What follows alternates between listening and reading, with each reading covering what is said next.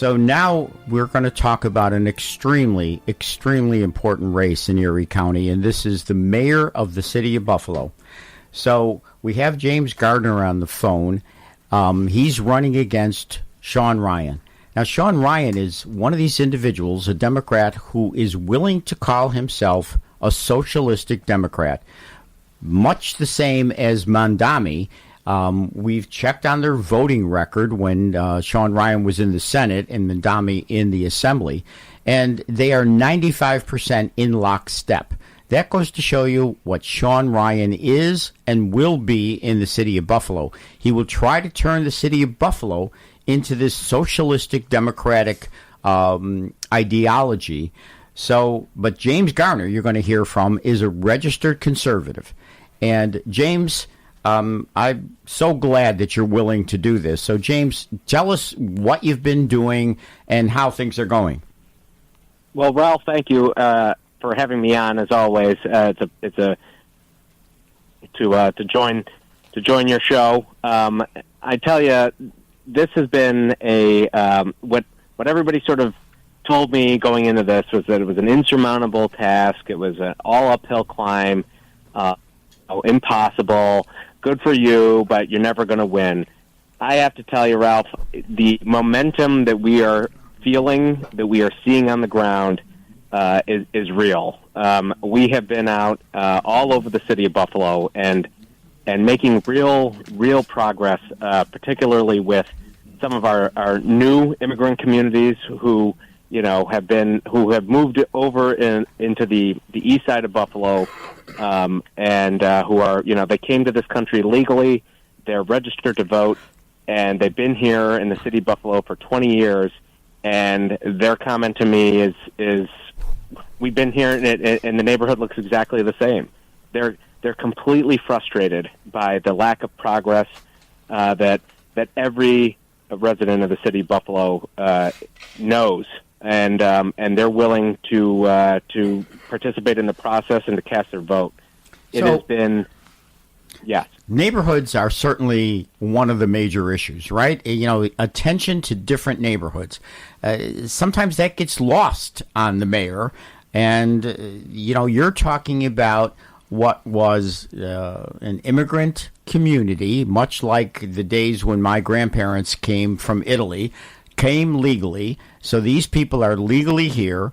They work hard, and they want their community to prosper and the city to be a hand in that, correct? That is exactly it. I mean, it is in some ways it is such an uplifting thing to witness. These, whether they come from Bangladesh or Yemen or Somalia or Iraq or Burma, all over the world, they're coming to Buffalo because they're going to find a better life for their kids, just as our forefathers did. And they came here the right way. They're legal. They're legal immigrants, and they have the right to vote. And they work hard. They stay out of trouble, and they own businesses. They own homes, and they are completely frustrated, just as all of the residents in the city of Buffalo are, regardless of how long you've been here, in terms of the crime. So, Karam, your family came here, so you know this story very well, right?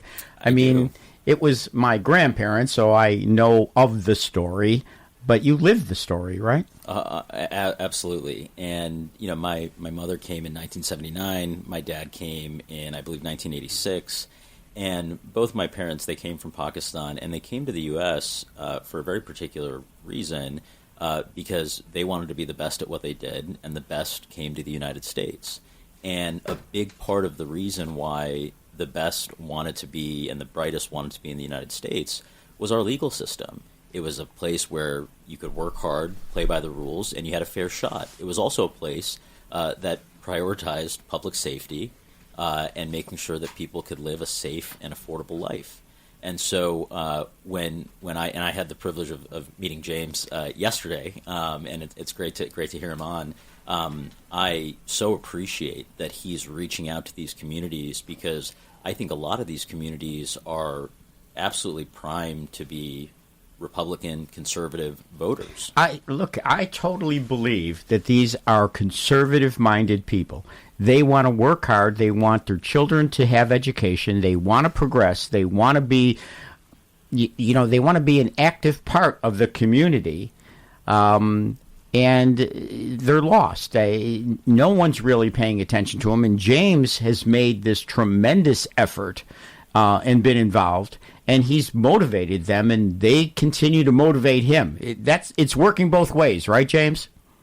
Absolutely. I mean, it is so refreshing to interact and be in these communities where they're coming from a place of, well, what have you done for me, to the Democratic Party, right? I mean, a lot of these new immigrants, when they come in, a lot of them came through New York. They get registered as Democrats because that's just sort of what happens when you come through New York City, and they live in Brooklyn or the Bronx, and they're there for 10 or 15 years. They're registered Democrats, and then they come up here, and they, the first couple of election cycles, they vote Democratically because that's how they're registered.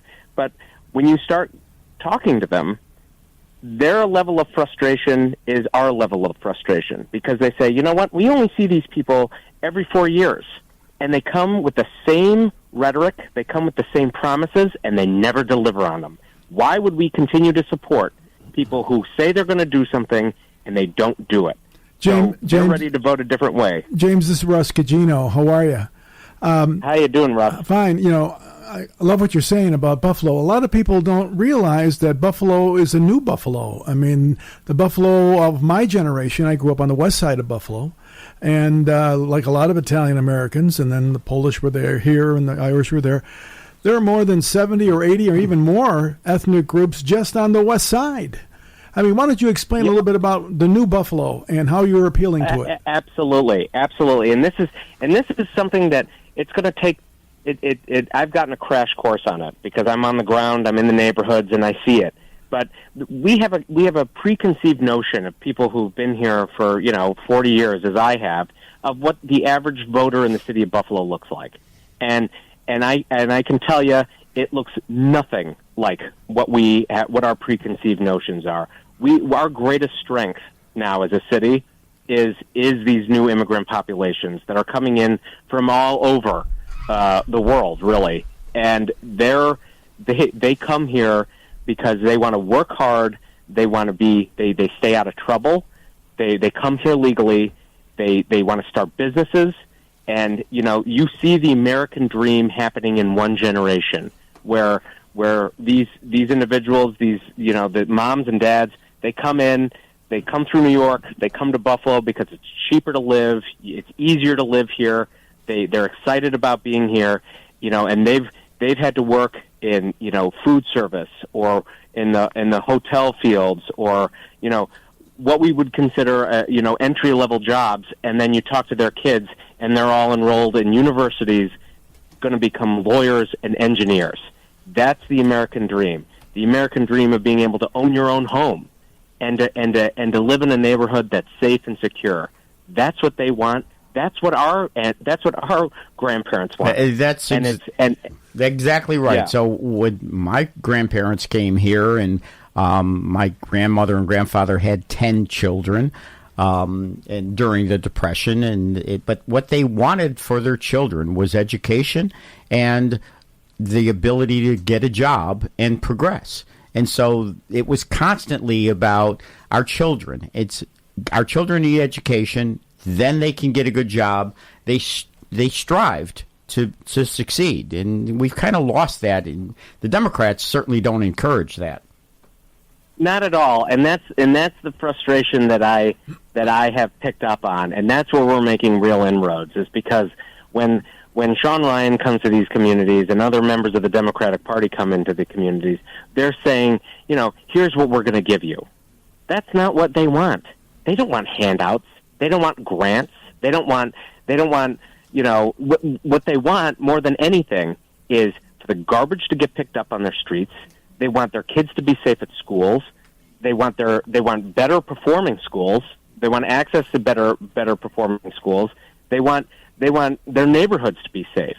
They're talking about the bare essentials. They don't want some government grant that they have to apply for. They want the basic necessities, and then they want to be left alone.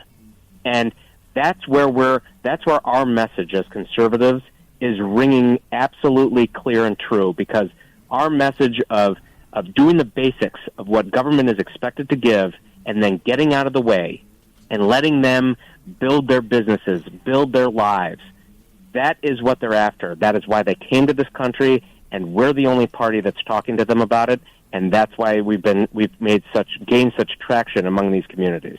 So look, James, I know you well, so I know that you are the polar opposite of Sean Ryan. I know your values, and unfortunately, I can see Sean Ryan's values in his votes over a long period of time. They're not our values. What do you hear on the street? You know, you've just told us what people are looking for. What's your program for the city of Buffalo? So the first thing, the building block of any city is public safety. There has to be a recommitment to not only do we have a crime problem, we also have the perception of a crime problem. And when you have those two things, they can spell a death knell for a city, because if people don't feel safe, even if you don't have a crime problem, which I believe we do, but even if they feel that there's a crime problem, people aren't going to move in. They're not going to buy houses in the city of Buffalo, and they're certainly not going to come downtown and frequent any of the businesses or restaurants or anything else. So there has to be a commitment to not only embracing public safety, supporting our Buffalo police officers and our first responders across the board, but we need a visible commitment to public safety. And officers on the street. As a person who served in the DA's office for as many years as you did, as a person who then served as a law clerk in a county court situation, you certainly know about law enforcement. You got it. And this, I mean, I know what the Buffalo Police Department does well, and I know what they can improve upon. And my message has resonated very well within the Buffalo Police Department, and I know that you know their rank and file are going to absolutely come out and support me.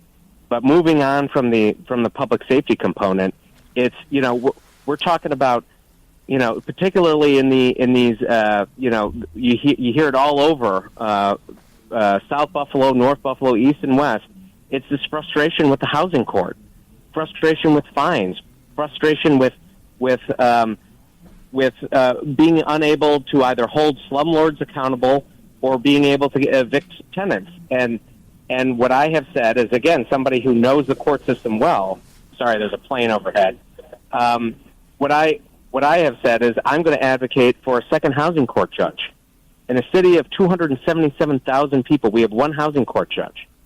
That's why we have the backlog that we have. And if you look, there's been a recent article and a lot of reporting on this, that the city of Buffalo isn't even attempting to collect on the fines that they've imposed. So the reason why we have blight, the reason why we have trouble homes that are devastating neighborhoods, is because the city of Buffalo isn't serious about cracking down on these people. That stops the minute I'm elected. You're going to see me in court all day, every day, because these blighted homes, these abandoned buildings, we're slapping city boards on them with an order to show cause. We're going to see them in housing court. We're going to put another judge on the staff so that those cases get heard as quickly as possible, because neighbors have had enough of it. So we've talked about neighborhoods, we've talked about law enforcement, and now we've talked about housing situations. We also have a major budgetary problem in the city of Buffalo. How do we address that? So what we cannot do, like the city of Buffalo has a huge spending problem. Over the city we have budgets that come in three flavors. We have the proposed, the adopted, and the actual. Because this is such an important topic. To me, 4 years ago, the city of Buffalo spoke when it was India Walton who had won that primary, and Mayor Byron Brown had to do a write-in campaign. They spoke saying, we don't want somebody who considers themselves a socialistic Democrat. We don't want somebody who's on the far left. We don't want somebody that wants to buy our votes, pander to people, and try to win through giveaways. We want to build our community on a stronger basis. Unfortunately, that's the same criteria we have today. We have you, who, in my opinion, is the voice of reason, and we have Sean Ryan, who is no different than India Welton. You got that right. I mean, that there's the reason why he was the only the first elected official to endorse her after that primary win. And I think what people said in that original primary, and what I hear a lot of, is sort of the frustration with just how City Hall has been managed, the total lack of services, reliable services. People care about what they see. They care that their streets get plowed. They care that the police come when they call, the fire department comes when they call, and that their garbage gets picked up. You got to do the basics well. And unfortunately, over 60 years of one-party rule in the city of Buffalo, those basics, the attention to the detail on those basics, has totally been overlooked, disregarded, and deprioritized. 60 years of one-party rule. That's it. That's it exactly. So, I mean, and people have had enough of it. I'm 41 years old. I've only known 3 mayors in my lifetime. That's not good for any democracy. That's not good for any organization. You've got to infuse organizations like the City of Buffalo with fresh ideas and a fresh approach, and that's exactly what I represent, and that's a message that's being very well received. And this is exactly what our forefathers wanted. This is exactly what they contemplated. This is the way government is supposed to work. So look, we were talking about the budget. Let's get back to that, because obviously that's an extremely important issue in the City of Buffalo. Where do we go from here in terms of the budget? So the most frustrating thing about it is that we don't really know yet what the true budget hole is going to be, because we haven't gotten the audited numbers from the fiscal year that ended in June of 25. But what I can tell you is, we know it's going to be big. And in looking over the budget, we're estimating between a $50 or $60 million budget deficit that I'm going to inherit when I get sworn in January 1st. And how we got here is over the past 2 fiscal years, so the years ending in 23 and 24, costs in the City of Buffalo have risen 30%. The expenses on their expense side of the ledger have gone up 30% in 2 years. And that's with everybody from the mayor's office to the common council understanding that this fiscal cliff was coming towards us. They still grew expenses by 30%. And over the last fiscal year, and we're anticipating it's going to continue this fiscal year when the books close probably this month, there's been a 16% increase in personnel costs. Imagine that. 60. So they know they have a budget deficit. They know it's going to be huge, and in 2 years they've added 16% to the personnel budget, which represents $50 million. So that can't be simply salary increases. That's got to be adding people on when they knew they were facing a crisis. You got it, because if you look at the overtime costs, they've been largely, I mean, they're going up, but at the rate they've always gone up, 2% a year. So this isn't overtime that's killing us. It's not overtime at the police department and the fire department. What it is the old-fashioned, how are we going to get reelected? We're going to hire people. That's exactly what they've done.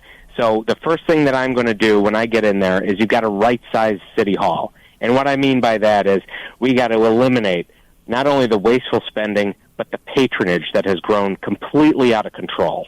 You got to allocate the resources where we sorely need them. And if we do that, we can save, and in my analysis of the budget, both in terms of better management and right-sizing, we can save $30 million right off the top. Hey, James, Bob Davis here. You're doing a great job. Just keep plugging away. I mean, there's something in the air out there. I think whether it be the city of Buffalo or in my town, Amherst, there's something out there that people are tired of one-party rule. You just said 60 years in Buffalo, one-party rule. We've only had it in Amherst for 12 years, but look what they've done in 12 years in Amherst. 40.4% tax increase, 11.4% in 1 year. The most borrowing of any town in Western New York. We got those problems in Amherst, and you've had them in the city of Buffalo. But 60 years, Mr. Chairman, I've got a question for your listeners. Let's see if anybody knows this. I know you and I may be the only ones in this room because we're old that know the answer to this. I asked the listeners to call in. Tell me who the last Republican mayor of the city of Buffalo was. And, bonus question, tell me who the last Republican elected member of the Common Council in the city of Buffalo is. I think I know the answers because I was alive back then. So call in if you know who those were. Last Republican mayor of Buffalo, last Republican member of the council. And James Gardner, you're going to win because you're working hard. I appreciate it, Mr. Chairman. I really do, and that's really what it comes down to. These aren't, and people understand that and I see this in parts of the city, South Buffalo, North Buffalo, which have long been Democratic strongholds. But the reality is, everybody that lives there understands that these candidates, they don't represent the Democratic Party that they enrolled in. They don't represent the Democratic Party that their fathers and their grandfathers belonged in.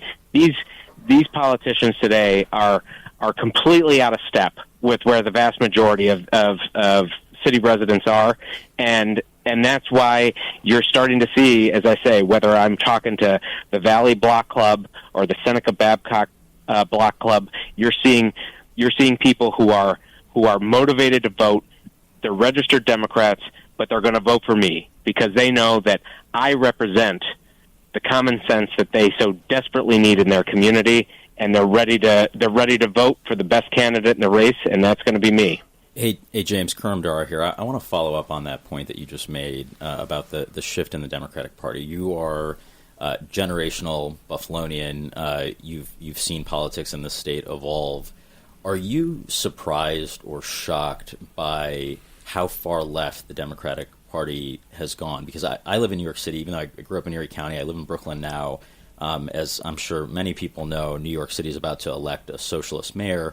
What I think people don't know outside of New York is that all of our major cities seem to have a socialist mayoral candidate. Here in Buffalo, obviously your opponent, socialist Sean Ryan. To me, it's not surprising at all because we've had one-party rule for so long that Democrats have been not held accountable. They've gotten comfortable with lawfare. They've gotten comfortable with gerrymandering and making election law changes to stack the deck. And so you have elections that are being decided in these closed primaries. Of course, you're going to end up moving further and further to the left. What do you make of all of that, and what kind of opportunity is there for somebody like you, given where the state is at?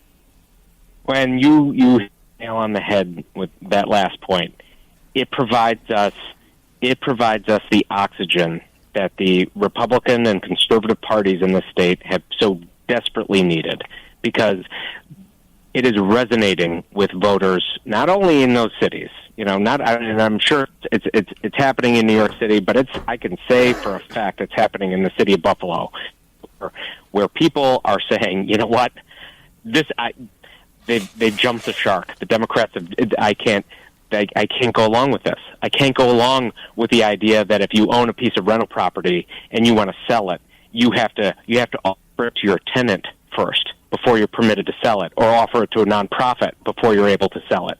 These ideas are just absolutely ludicrous. They don't represent what people the basic have about private property. That is the seam. That is the gap that we as Republicans and conservatives need to shoot, because people are aghast at that these proposals are not only being talked about, that they're on the cusp of becoming legislation in this state. Bail reform, it was just the tip of what it is that these radicals are pushing. When you start fiddling with people's personal property rights, people are getting freaked out about it. And that is where we as Republicans and conservatives need to step up and need to run for election, because for so long we shrugged and said, it's the cities. They're going to win in the cities. We got to try and make up the difference in the suburbs and the exurbs. Our message is resonating in the urban cores of our city now. We have the opportunity to go there, compete, and to win. And it's incumbent on all of us to do it. We have James Gardner, a registered conservative, running for mayor of the city of Buffalo, and James is explaining to us the difference the city could be if we get away from 60 years of one-party rule and do what would be the intelligent thing, and in this case would certainly be an amazing victory. But James, I really think you're headed there. I really see the change. This is such a clear choice for the residents of the city of Buffalo. I mean, this is such a clear choice. You are polar opposites to the socialistic view of Sean Ryan.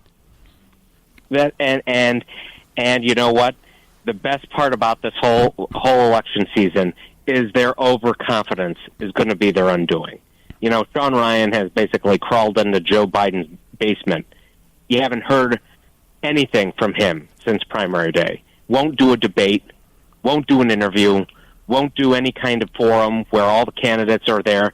He doesn't want anybody reminding voters of what his record is. He doesn't want any kind of forum where there's any kind of pushback or any kind of criticism, and that is deeply offensive to people of every political stripe. And ultimately, if he thinks he has this thing in the bag, we're going to catch him napping, because the best way we see that happen in to politicians all over this country. It's if you're overconfident and you think you've got it in the bag, you're going to get caught. And I'm telling you, we haven't even started peaking in terms of our momentum. We're going to be opening our campaign headquarters on the corner of Gibson and Broadway, right next to the Broadway Market. And the reason we're doing that is because it's a symbol. It's a symbol of, it's going to draw all the attention to that part of the city that has so long been forgotten. It's also the epicenter of the new immigrant residents of the city of Buffalo, who are legal residents, who are desperate for a change, and we're going to give it to them. To me, Sean Ryan is the candidate in the city of Buffalo for mayor because of politics, because the Democratic chairman, Jeremy Zellner, wants to take the place of Sean Ryan in the Senate, and so they used all of their power, all of what their influence was, to push him as the candidate, even though he's, in my opinion, the least of the number of candidates that should be running the city of Buffalo. And that's another thing that offends people, is that they understand the backroom deal that got cut. They understand the reason why Sean Ryan's in the race.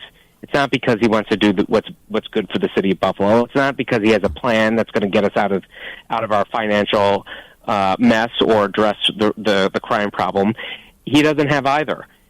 The reason he's there is because he has something to trade. This is about moving the pieces on the chessboard, and even Democrats are offended by it. Even the long-term liberal Democrats are offended by it, and they're going to make him pay. Yep.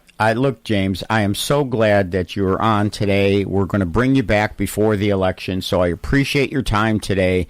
Thank you very much. There are several ways to hear this program. Obviously, you can listen at 1270 a.m.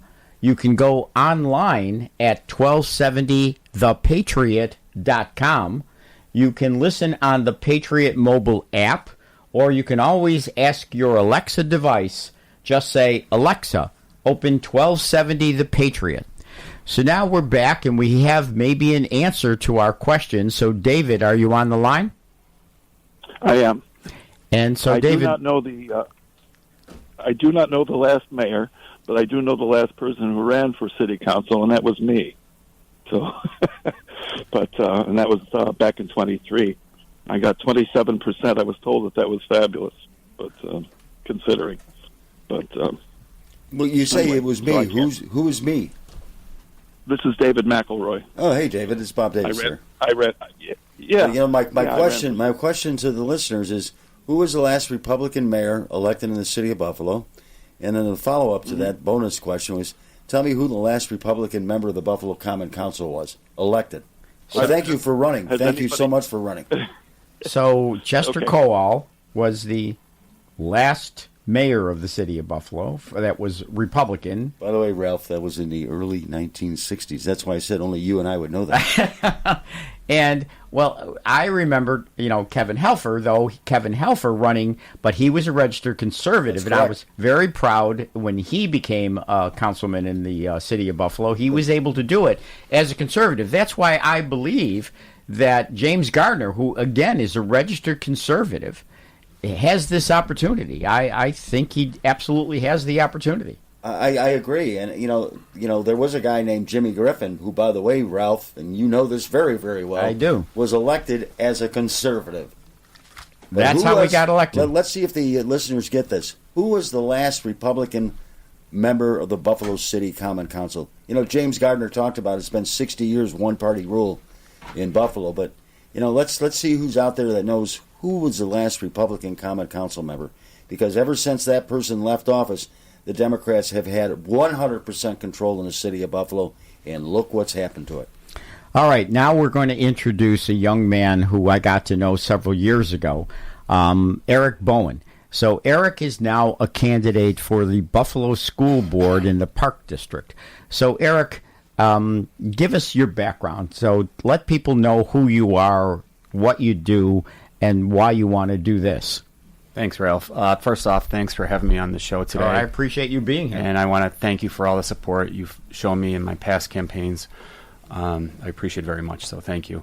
My name is Eric Bowen. Thank you for calling me young. I don't know if I'm still very young anymore. Compared to Ralph, I went to Bishop Timon St. Jude High School. I later went to St. Bonaventure University, where I graduated with special education.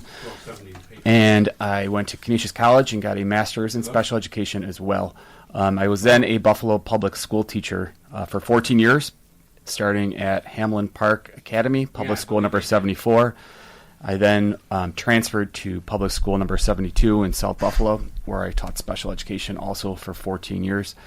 Then an opportunity came up for me to run for the New York State Assembly when then the Assembly member Michael Kearns decided to become the Erie County Clerk, created a vacancy. I ran for that office in a very unique way. I am a registered Democrat.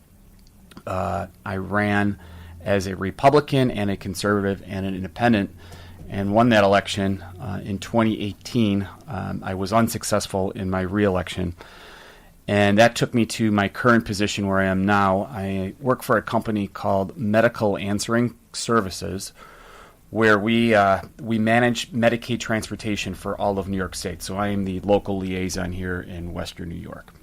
So it goes to show you, and it goes to show our audience, that there are plenty of Democrats in this county that are open-minded, that carry that Democratic label for one reason or another, typically because their parents carried it or because they belong to a labor union. But that doesn't mean that they're tied in and vote 1,000% Democratic. In fact, I've heard so many Democrats tell me, I didn't leave the party has left me. When the party's made this sharp turn to the left, they've lost a lot of Erie County Democrats. But now you're running for the school board. You obviously, with your teaching experience, have a great deal of experience and knowledge about what needs to be done and what should be done. So tell us what you believe in the Buffalo School District, which, from what I know, we spend an awful lot of money on every student. An awful lot of money. $29,000, if that's still the number, per student. And yet we don't get the results we should. Why is that? Number one, I need to get in there to see. I don't have access to all of that right now. I'm looking forward to working with everybody collaboratively on that board. I don't want to naysay about anybody on that board because I really haven't met them, any of them yet. My main focus is to work, number one, with the teachers to see what their issues with this district is. Number two, with the parents to see what they have to say about this district, and bring it to the table.